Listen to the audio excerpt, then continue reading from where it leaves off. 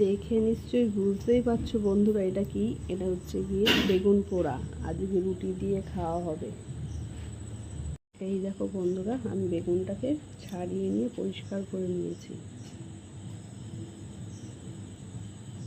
দেখো আমি এখানে নুন, লঙ্কা, টমেটো, পেঁয়াজ আর রসুন আর সর্ষের তেল নিয়ে নিয়েছি। ধনেপাতা থাকলে আরও ভালো হতো, কিন্তু ধনেপাতাটা নেই।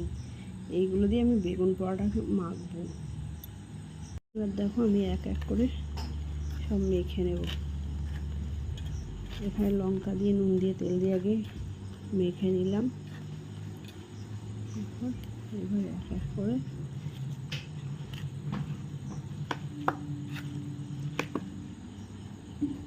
দেখো রেডি আমার বেগুন পোড়া। কে কে ভালো খাও রুটি দিয়ে বেগুন পোড়া?